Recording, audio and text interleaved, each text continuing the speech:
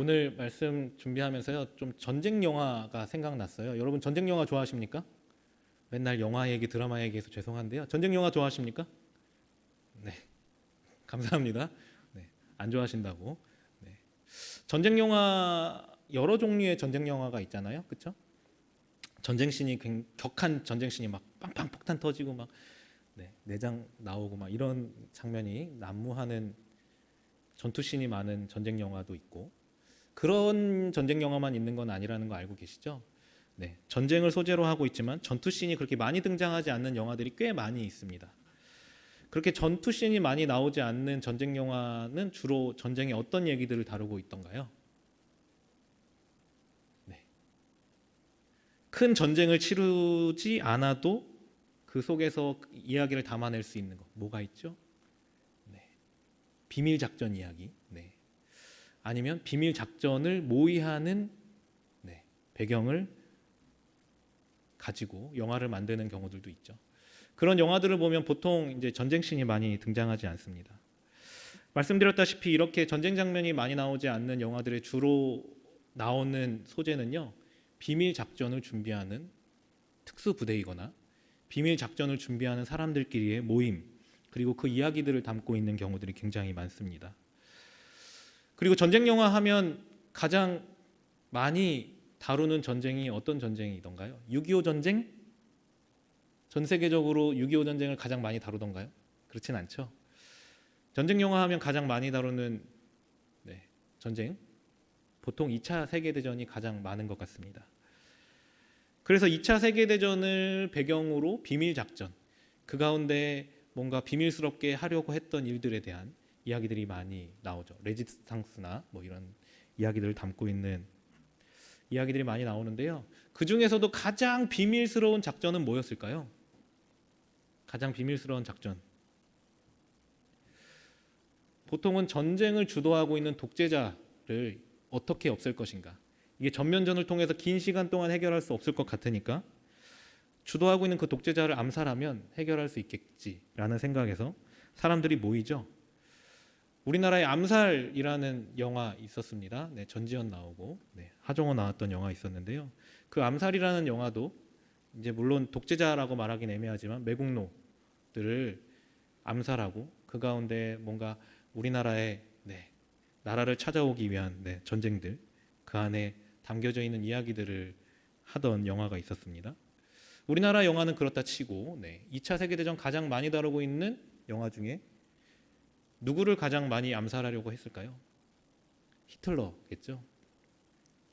히틀러를 암살하고자 하는 작전, 그리고 그 작전을 모의하는 모임들에 대한 이야기들이 굉장히 많이 있었습니다. 이런 장면이 나오는 영화들을 잘 보면요, 어떤 장면들이 반복되어지죠? 히틀러를 암살하기 위한 영화들의 장면들을 보면요, 히틀러가 뭔가 콘크리트 벙커 안에 들어가 있고 참모들과 막 무슨 일이 일어날 것 같다는 얘기를 막 심각하게 하고 있다가 그 암살을 모의하고 있는 모임의 장면으로 갑자기 확 바뀌거나, 그렇죠?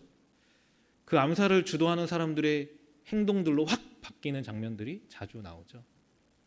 그 대조를 통해서 우리가 발견하게 되는 건 뭐죠? 우리가 보게 되고 경험하게 되는 건 그 사건 안에서 암살을 위해서 나아가는 그 장면 안에 계속해서 고조되는 긴장감이 있다는 거죠. 그 긴장감이 극에 달하고 그 작전을 수행하는 그날이 되면 클라이막스죠. 막 총탄이 날아다니지 않아도 무슨 일이 일어날 것인가 막 긴장하고 몰입해서 보게 됩니다. 제가 이 전쟁 영화를 계속해서 이야기하는 이유, 그리고 교차되어져서 그 암살하기 위한 대상과 암살하기 위한 사람들의 교차된 그 장면들, 그 몰입감을 이야기하는 이유는요, 오늘 이야기가 그런 장면을 담고 있지 않나 이렇게 생각하기 때문입니다. 오늘 함께 읽은 본문에도 두 대립하는 조직이 있죠. 누구일까요? 대답하지 않을 걸 알고 있기 때문에 빨리 대답하지 않겠다고 고개를 끄덕거릴 필요까지는 없습니다. 암살하고자 하는 그룹이 있죠. 암살하고자 하는 그룹이 누구죠? 누군가를 암살하고자 합니다. 누구죠? 예수를 암살하고자 하는 사람들. 대제사장과 백성의 장로들이 예수를 잡아서 죽이고자 이야기들을 나누고 있죠. 이 예수를 어떻게 할까? 언제 잡을까? 작당 모의를 하고 있는 거죠. 비밀 회의를 하고 있습니다. 대놓고 이야기하고 있는 게 아니고요. 사람들에게 이때 잡으면 큰일이 생길 것 같으니까 다른 날을 잡자고 할 만큼 비밀스럽게 이야기를 하고 있는, 암살하고자 하는 대제사장들과 장로들이 등장합니다. 또 한 그룹이 등장하죠. 누구죠? 네, 예수님과 그의 제자들, 그 무리들이 또 한 그룹입니다. 암살의 대상이 되는 사람들이죠. 그 사람들도 무언가 모여 있습니다. 이 사람들도 그냥 있지 않고 모여 있어요. 예수님은 그리고 어쩌면 암살의 계획들을 알고, 아마도가 아니라 알고 계셨겠죠. 이 앞선 본문에서도 계속해서 예수님 뭐라고 말씀하시죠? 이제 때가 온 것을 말씀하시면서 내가 십자가에 달려 죽을 것을 계속해서 말씀하시잖아요. 예수님은 이미 암살에 대한 계획을 알고 있습니다. 자신을 죽이고자 하는 사람들이 자신을 어떻게 할 것인지를 알고 있어요. 그런 두 그룹의 이야기가요, 교차돼서 등장하고 있습니다. 그리고 이 등장인물들만 극명하게 갈리는 게 아니고요, 그들이 모인 장소마저도 대립하고 있습니다. 아까 암살하고자 하는 자들은 어디에 모였다고 본문에서 말했을까요? 대제사장의 관저에 모였다고 합니다. 대제사장의 관저라는 곳, 오픈되어 있는 공간이 아니죠. 사적인 공간입니다. 공적인 이 직무를 가지고 살아가고 있는 자리라 하더라도 관저라는 건 사적인 공간이죠. 그곳에 장로들이라는 특수한 직분을 가진 사람들과 대제사장들만 모였다는 거죠.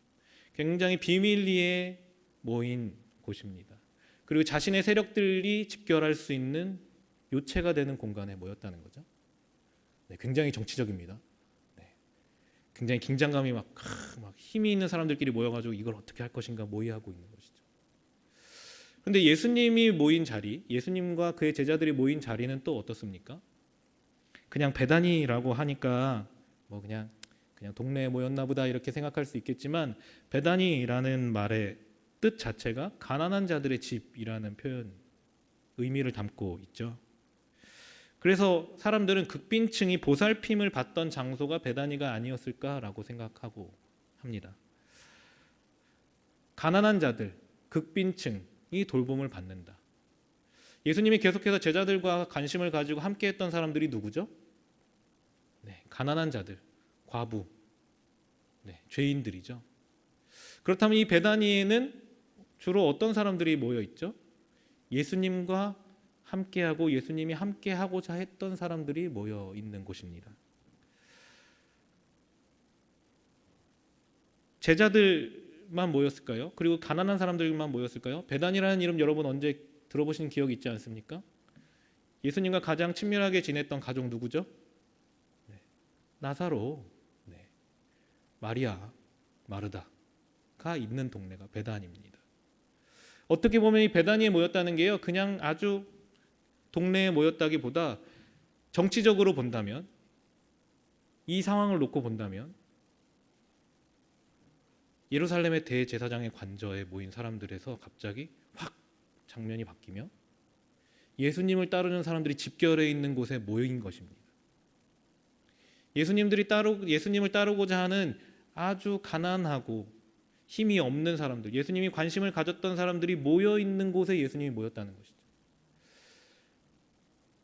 예수님이 힘을 발휘해서 이 사람들과 함께 무언가를 모의할 수 있는 자리에 모였다는 거죠. 그리고 그 모임, 소수의 모임처럼 제자들과 함께 식사를 하고 있습니다.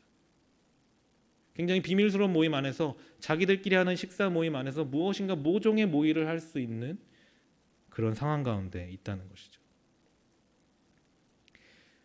대제사장들만이 아니라 예수님도 자신의 세력들과 함께 할 수 있는 곳에 있다. 그래서 대제사장들의 세력들과 예수님의 세력들이 지금 긴장 상태에 있는 것이죠.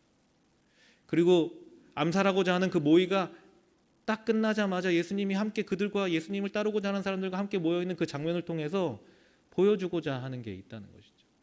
그들만 비밀 회의를 하고 있는 게 아니라 예수님도 어쩌면 제자들과 그들을 따르는 사람들과 함께 비밀 회의를 하고 있다는 것입니다. 굉장히 긴장감이 고조되고 있는 것이죠. 어떤 긴장 상태, 서로 힘 대 힘으로 부딪힐 수 있는 상황 가운데 있는데요. 그런데 갑자기 이상한 일이 벌어진 것이죠. 여러분들이 잘 알고 있는 사건이 벌어졌습니다. 갑자기 한 여성이 나타났죠. 이 본문에선 이름조차 밝히지 않고 있습니다. 그런데 식사를 하고 있는 그 자리에서 갑자기 옥합을 깨뜨리고 굉장히 비싼 향수를 깨뜨려서 예수님의 머리에 붓는 것이죠. 이게 뭘까요?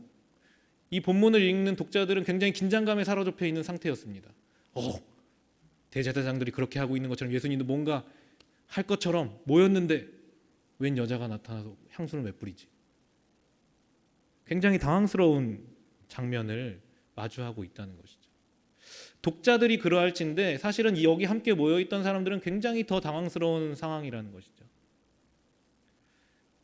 예수님이 이전에 십자가에 달려 죽을 것이라는 얘기를 계속했고 지금도 하고 있지만 그 사람들은 어쩌면 우리가 겪을 고난과 우리가 투쟁을 하며 나아가면서 겪을 일들이 그렇게 험난한 일일 수 있겠구나, 죽을 정도로 힘든 일일 수도 있겠구나 정도로 생각했을 수 있다는 것이죠. 왜냐하면 이 다음에도 제자들은 그 예수님이 죽어서 다시 살아나시는 그때까지도 예수님이 십자가에 달려 죽으시고 다시 살아날 것에 대한 이해가 수도 없이 들었는데도 없었기 때문이죠. 어쩌면 그런 일이 일어날 수도 있겠지, 그 정도로 우리가 힘든 상황을 맞이할 수 있겠지 정도, 그리고 안 일어났으면 좋겠다, 그 투쟁을 우리가 그 일이 일어나지 않고도 이겨낼 수 있으면 좋겠다라고 생각했을 수도 있다는 것입니다. 그런 마음을 가지고 있는 사람들이 예수님과 예수님을 따르는 사람들이 있는 동네에 모였습니다. 어떤 상황일까요? 그리고 그 이야기들을 통해서, 예수님이 했던 이야기를 통해서 예수님을 싫어하는 사람들이 있다는 걸 알고 있습니다. 이 사람들은 어떤 생각을 했을까요? 여러분, 전의에 불타지 않았을까요? 예수님이 드디어 예수님을 따르는 사람들 여기에 모으고 있어. 예수님 따르는 사람들이 모여있는 이곳에 우리가 왔어. 이제 무엇인가 할 수 있겠지. 우리가 이 밥을 먹으면서 무엇인가 결정하고 무엇인가 행할 수 있겠지. 우리가 이제 투쟁으로 나아가는 거야 라고 생각했을지도 모르죠. 굉장히 격양되어 있고 긴장 상태에 있었을 것입니다. 승리를 위해서 전의를 불태우고 있는 그 상황에 느닷없는 향수 냄새가 풍기는 것이죠. 이만큼 풍선에 바람이 가득 찼는데요, 갑자기 옆에서 뽕 터뜨리는 상황이 된 겁니다. 맥이 탁 빠지게 되는 것이죠. 이 상황에는 어쩌면 전쟁에 나가기 위해서 우리에게 필요한 것은 무엇인가, 누군가 나타나가지고 제가 창을 갖고 왔습니다. 총을, 그때 총이 있으면 무조건 이겼는데, 총은 그렇지만 내가 이런 무기들을 갖고 왔습니다, 이런 얘기들을 해야 되는데요, 갑자기 향수를 뿌리는 것이죠. 전쟁을 준비하고 막 전의를 불태우고 있는데 갑자기 어디서 명품 브랜드 수트를 가져와서 입어보시죠 하고 있는지도 모르겠습니다. 그걸 입으면서 예수님이 또 이게 내가 장례를 치르기 위한 내 예복이다 이러고 계시는 걸지도 모른다는 거예요. 이들이 이 여자가 향수를 깨뜨린 것에 대해서 굉장히 노발대발하며 화를 냈죠. 격하게 화를 냈습니다. 왜 그랬을까요? 정말 여기서 말하는 것처럼 향수가 아까워서 화를 냈겠습니까? 여러분 진짜 그렇게 생각하십니까? 저는 조금 다르게 생각하는데요.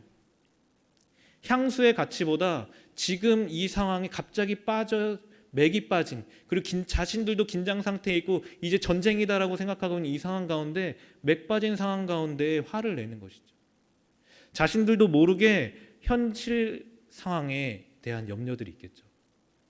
이 긴장 상태, 예수님을 따르고자 할 때 계속해서 반대하는 사람들이 있었는데 예수님 이렇게 말씀하시면 우리가 나가서 싸울 때 이렇게 해야 되는데 어떻게 하지? 이런 염려들을 하고 있고, 만약에 이기지 못하면 어떻게 하지? 예수님이 이기지 못하면 어떻게 하지? 이런 상황, 이런 생각들을 하고 있는 상황 가운데, 그리고 이 문제가 해결되지 않으면 어떻게 하지? 내가 도망을 가야 되나? 아니면 무언가 새로운 의병들을 조직해서 이렇게 해야 되나? 이런 현실적이고 불안한 염려들을 하고 있는 가운데 보다 현실적인 준비가 되어져야 되는 그 상황 가운데 이상한 일이, 자신들이 생각지도 못한 일이 벌어졌기 때문에 그들은 화를 내고 있다는 것입니다. 단순히 향수의 가치 때문이 아니고요. 자신들이 바라보고 있던 일들이 뭔가 맥빠진 상황이 되어지고 그 상황 가운데 자신들의 염려가 더 커지고 자신들의 불안이 더 커진 상황을 맞이하게 됐다는 것이죠. 그거에 대한 분노를 표출하는 것일 수 있다는 것입니다. 그들이 기대하고 있던 일들과는 전혀 다른 일이 벌어지고 있는 것입니다. 그들이 기대했던 무력투쟁으로 나라를 되찾는 것, 자신들의 나라를 되찾아서 자신들이 무언가 자리를 차지하고 무엇인가 할 수 있다고 생각할 수 있는 일들이 눈앞에 펼쳐지는 게 아니고요. 갑자기 이상한 일이 벌어지고 그 일이 예수님이 진짜 나의 장래를 위해서 준비된 일이라고까지 말하고 있는 것이죠. 자신들이 기대했던 것과 예수님은 전혀 다른 상황을 말하고 있고 그게 이제 기정사실인 것처럼 장례식을 얘기하고 있고 예식을 얘기하고 있기 때문이라는 것이죠. 아까 말씀드렸듯이 이들은 정도의 차이가 있지만 결국은 승리를 기대하고 있었을지도 모르겠습니다. 심한 투쟁이 있더라도 결국은 이길 거야라는 생각을 가지고 살아갔을지도 모릅니다. 그런 상황 가운데 예수님을 따랐을 수 있다는 것입니다. 그래서 승리를 맛볼 걸 기대하고 있는 사람들이요, 승리를 맛보지 못할 것 같은 실제 상황을 맞이하게 됐다는 것입니다. 예수를 따르던 자들이 얼마나 맥이 빠지고 이 긴장 상태에서 풀어졌을까요? 얼마나 화가 났을까요? 그런데 여러분들은 어떻습니까? 여러분들 베다니에 모여 계십니까? 어디에 모여 계십니까? 혹시 여러분들도 베다니에 모여 앉아서 예수님에게 다른 걸 기대하고 있는 제자들처럼 이 자리에 모여서 앉아 계시지는 않는지 물어보고 싶습니다. 이 제자들이 기대했던 것처럼 우리도 무언가 예수님이 예수를 믿으면 너희에게 어떤 일이 있을 거야, 너희에게 뭐 부가 생길 거야 이렇게 말하지 않고 너희에게 고난이 있을 거야, 세상 가운데 바보가 될 거야 라고 말하는 것들, 그럴 정도로 조금 다르게 살아야 되는구나 정도로 생각하고 있지는 않으십니까? 결국은 좀 바보처럼 보일지라도 내가 기도하고 열심히 살면 어떻게 되지 않을까? 예수님이 결국은 승리하신다는데 뭔가 내가 기대하는 무언가를 주시지 않을까? 내가 조금 힘들 수 있고 바보같이 살더라도 내가 원하는 자리에 올라갈 수 있지 않을까? 내가 원하는 부를 얻을 수 있지 않을까? 내가 원하는 무언가를 얻을 수 있지 않을까? 이렇게 생각하고 계시지 않냐는 것이죠. 만약에 그렇게 생각하고 있다면 여러분 베다니에 앉아서 예수님을 진정으로 사랑하는 마음으로 향수를 깨뜨려 머리에 바른 그 여인과 같은 상황, 여러분들이 무엇인가 여러분들이 기대했던 그것들이 무너진 그 상황 가운데 진정으로 예수님을 사랑한다고 말하는 표현, 사랑한다고 고백할 수 있는 그 상황들을 놓고 여러분들 화를 낼 수 있다는 것입니다. 이게 제자들만의 상황이 아니라는 것이에요. 뭔가 내가 기대하고 있는 것들에 예수님을 짜맞추려고 하고 있다가 예수님이 무엇인가 다른 걸 말씀하실 때 여러분들은 화를 낼 수 있다는 것이죠. 예수님의 비밀 회의는 항상 이런 식입니다. 뭔가 사람들이 기대했던 것이 아닌 다른 걸 얘기한다는 것이죠. 우리가 기대하는 예수님이 있습니다. 여러분들마다 각자 기대하시는 예수님이 있을 것입니다. 내가 신앙생활하면서 기대했던 예수님이 있을 것입니다. 내가 신앙생활하면서 이런 것들을 기대하고 저런 것들을 기대했던 것들이 있을 것입니다. 그런데 예수님이 여러분들과 독대하는 자리 가운데 여러분들과 비밀스럽게 앉은 자리에서 그것을 말씀하시던가요? 여러분, 예수님이 그런 걸, 여러분이 기대했던 걸, 여러분들의 승리를, 여러분들의 성공을, 여러분들이 원하는 것들을 말씀하셨다면 예수님의 음성인지 다시 한번 생각해 보십시오. 예수님의 비밀 회의 가운데 예수님이 말씀하시는 건 항상 다른 것입니다. 우리가 기대하는 무언가가 아니라는 것이죠. 내가 바라는 무언가가 아닙니다. 예수님이 비밀 회의 가운데 진짜 드러내길 원하시는 것, 예수님이 오늘 이 여인이 한 행동에 대해서 복음이 전해지는 곳에 어디든지 이 이야기도 전해져야 될 것이라고 말씀하시는 것처럼 어떤 상황이라도 그 상황의 긴장감과 어떤 일들이 일어날 것이라는 어떤 어려운 일들이 주어지고 기대가 전혀 없는 상황이라 할지라도 내가 가진 걸 예수님께 드리겠다고 말하는 그 고백, 예수님만이 나의 주인입니다, 예수님만이 나에게 가장 중요합니다라고 말하는 그 고백,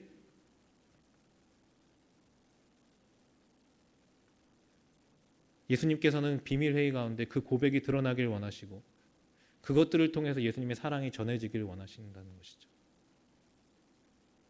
하나님 나라의 세상적인 승리가 아니고요, 하나님만이 진짜 주인입니다 고백하는 그 고백 가운데 세상이 변화되어지고 세상의 방식이 아닌 다른 방식으로 하나님 나라가 이루어질 것들을 기대하신다는 걸 이 비밀 회의를 통해서 말씀하신다는 것입니다.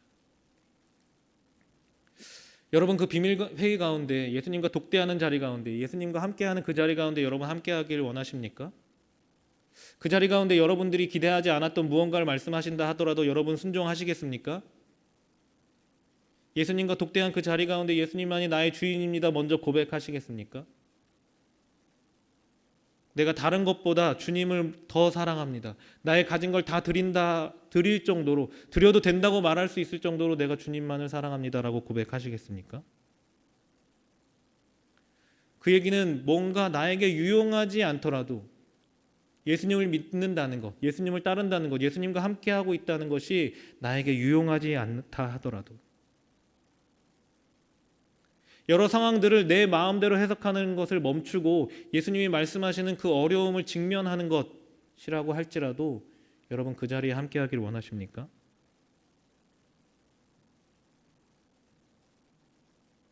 여러분 그렇게 고백하고 그 자리에 거하시고 예수님과 함께할 때에만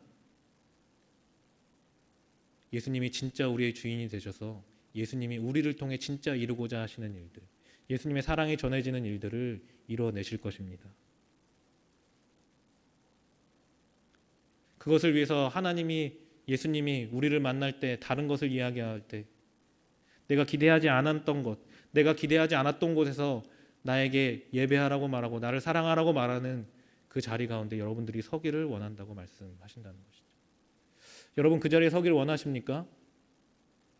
그 자리에서 여러분들이 기대했던 것과 다른 예수님의 음성에 순종해서 나아가기를 원하십니까? 그렇게 살아가기로 결정하십니까? 그렇게 결정하시는 우리 청년들, 우리 성도님들 함께 찬양하면서 기도하기를 원합니다.